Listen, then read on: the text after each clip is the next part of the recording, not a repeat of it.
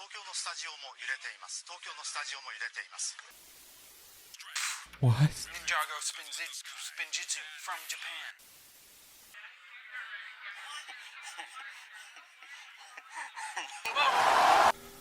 Japan. Japan. Japan.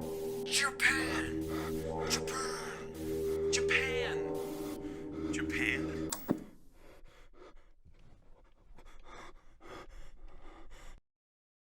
I'm in Japan! Actually, I'm not in Japan. I'm in my mom's basement. I know. But I'm not just here to destroy your sense of imagination. I'm here to tell you everything there is to know about Japan.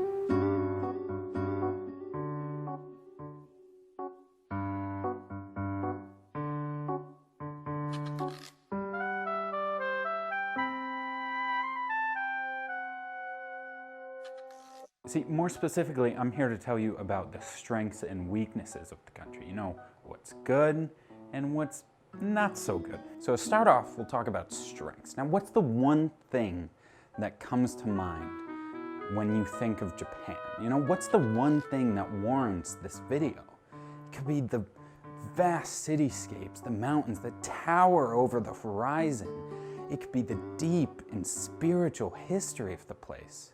So come on, what's the one thing to start this whole video off?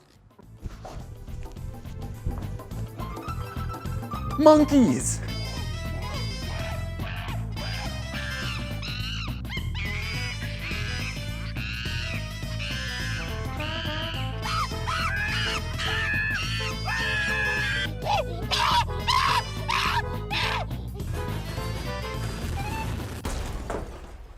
Monkeys! In Japan, they have entire monkey parks, which is essentially just a roped off area in Japan where a bunch of monkeys just dropped out the battle bus and people said, I want to go there and spend my evening there. So they do. And I know what you might be thinking. What are you talking about? I'm in America and I'm with the monkeys just as much as you are. You might think you have these in America, but see, you have a big pane of glass in between you and the monkey. See, in Japan, they don't have that. There's no enclosures, there's no gates, no nothing. Well, that is except for one in Futsu City, which did have a metal gate in between the patrons and the monkeys. But as I mentioned earlier, Japan loves themselves some monkeys. And nothing gets in the way between Japan and some monkeys. According to local law enforcement, a 16-year-old student and his little gaggle of guys walk up to the fence, cut a hole in the fence, and let about 70 Japanese macaques just run wild in the street and go bananas. That is until they were all gathered up and sent back and put behind their monkey imprisonment once again. But just 1 year earlier from this incident, Typhoon Faxai came through Japan and wiped out a lot. But one thing it did wipe out was the same metal fence in the same exact monkey park. Which means that not only can you keep the Japanese people from seeing the monkeys up close, but the whole country itself will throw a whole tower of water at this fence just to get closer to some monkeys. All right, enough monkey business. Music. You like music? We got music over here in Japan. Let me tell you, see, music has been a huge part of the culture since dating back to about 300 BCE.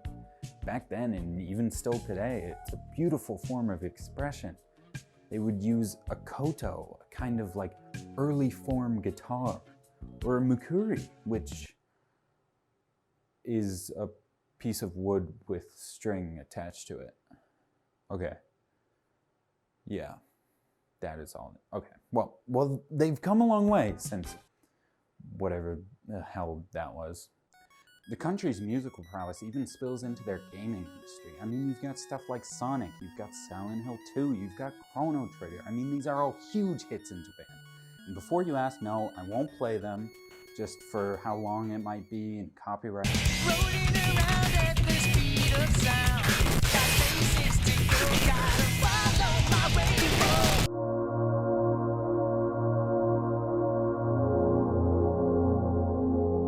giant enemy spider. Audio Jungle. Oh my God! So their games have good music, but are they good games? Yeah. Most of the major video game companies either have roots in Japan or are still actively based in Japan. See, you've got stuff like Square Enix, Nintendo. Hold up. You guys, it literally says you are sus. Sony, Sega, Bandai Namco, these are huge players in the game. And these companies altogether have some of the largest IPs in gaming history. Got stuff like Mario, Sonic, Pac-Man, Crash Bandicoot, Death Stranding isn't a major IP. Yakuza. Sometimes foreshadowing is relatively obvious. It would be a massive understatement to say that Japan has changed the video game industry forever. I mean, they have stuff like Atari, bringing the gaming consoles to your home. They have stuff like Nintendo, bringing the gaming consoles into your hands. They have stuff like Death Stranding, bringing me disappointment. Why does that keep coming up? All right, now I think Japan's biggest strength has to be not monkey. I'm not bringing monkeys back. I think it's got to be their tourism industry. Just the amount of different attractions it has and the amount of people that it brings in every year is just insane for the country that Japan is. Last year, they unveiled a massive, life-sized, moving Gundam. And if you don't know what a Gundam is, it's a big robot with gun swords from an anime I didn't watch. It's not important. What is important is that it's just a huge robot that is like 10 stories high, and it's like the coolest thing that I've ever seen. And I don't know a word from their anime. They also have a tour of the capital, Tokyo, where people dress up as Mario characters and then wait for it, drive around in go-karts in Tokyo. Like, if I walked up to you and asked you if you wanted to do that, and you said no, I think I would check your pulse. I mean, what kind of person wouldn't want to do that other than a complete loser, someone who hates everything, or is currently not in Japan? That last one might. Okay, and if modern attractions aren't your style, there's plenty of historical landmarks to see during your time in Japan. For example, the Fushimi Inari Taisha, which is this Shinto shrine with a wide variety of gates donated from businessmen or individuals hoping for good luck. Now, to Americans, it's just the thing that everyone thinks of when they think of Tokyo. Oh, the big red gates land. Yeah, don't much care for those people. Now, who are these gates for? Well, they're for good luck from Inari. Who's Inari? Well, silly, it's the god of rice. Now, I could say something about how they have a god for rice, but I'm not going to. An entire god that governs over rice wouldn't make fun of it. Strictly off limits. Just wouldn't think it. I would not speak to that level. I just wouldn't do it. Wouldn't even cross my mind. And Inari, if you're watching, that was just a joke. I know you govern over more things. Inari is like that sweet wolf thing from Okami, the video game. Another great game from Japan. So, joke. Also, while you're on your search for temples in Japan, might I suggest to you the great Todaiji. Todaiji. Todaiji. While you're on your search for Japanese temples, might I suggest to you the Todaiji. This massive building was built in 752 CE, and it was one of the 7 great Buddhist temples. And I say was because apparently Buddhist temples like rotate in and out of which one's great. Which, can we pause? Like, is Buddha just up there looking down at these temples and is just like, not really feeling that one today. That one's the 7th grade. That one's the good one. That one. Yep, that one. As one could expect, all this tourism must bring in a lot of money. I mean, all the crowds that come in year to year. And you would be right, because oh boy, does it bring home the bacon. See, in 2019 alone, foreign tourists were responsible for 2% of the entire GDP of Japan, which admittedly doesn't sound like a lot, but 2% in Japan's entire GDP is 4.3 trillion yen. They are ranked 4th out of the world in tourism.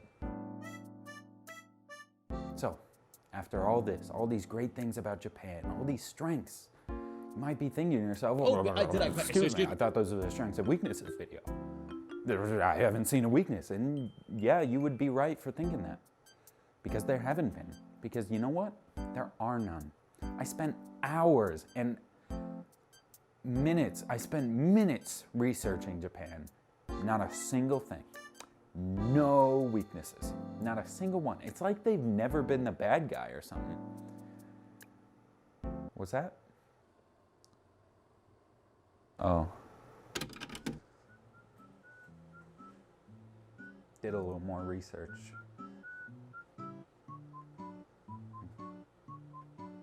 They have been the bad guy. They have their weaknesses. They have a pretty bad reputation after some things happened. But aside from that, a prime example is something we actually touched on earlier, their economy. I know I put in the strengths, but I feel like sometimes their weaknesses tend to overshadow their strengths. Mainly, competition. They have little to no profit margins, they make barely any return on any of their investments, and just about every single country in the world has their same exact exports, meaning they sell it for cheaper and they grow exponentially while Japan is just struggling to keep up. Speaking of struggling to keep up, something Japan can't keep up with? Gangs. The main gang everyone knows about is the Yakuza. But the Yakuza isn't necessarily a gang per se, it's more a collection of gangs. It's an organized crime syndicate full of the baddest dudes that you will ever see. They regularly spend their days trafficking drugs, getting cool tattoos, beating people up that oppose them, and blackmailing people of power. Also blackmailing companies, because about 1 in 5 companies in Japan have admitted to being paid off by the Yakuza. And I say admitted because that's just the people who answered truthfully to this survey. You don't know how many people are just too terrified of the Yakuza to say anything. I mean, I don't know about you, but these are not guys I would want to mess with.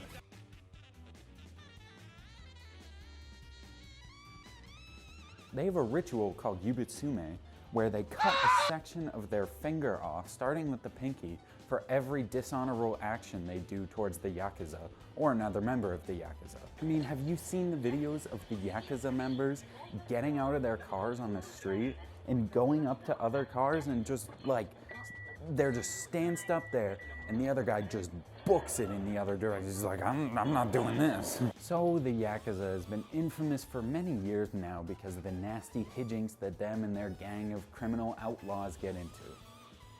But maybe they're not all bad. Because in 2011 and 1995, they donated copious amounts of relief materials to those affected by earthquakes in Japan.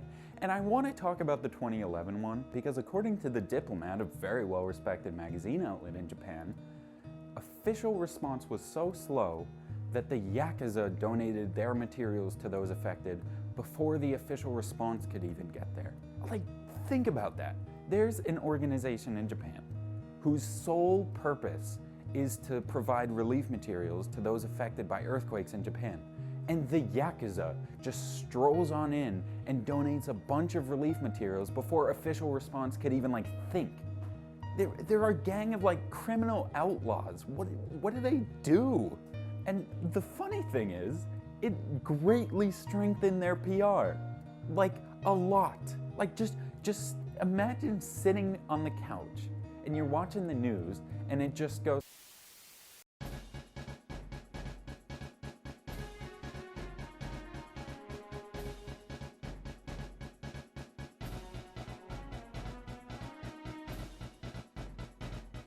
Just recently, Yakuza-related gang violence runs rampant through the streets after the Yamaguchi-gumi clan splits up soon after their leader, Kenichi Shinoda, is released from prison.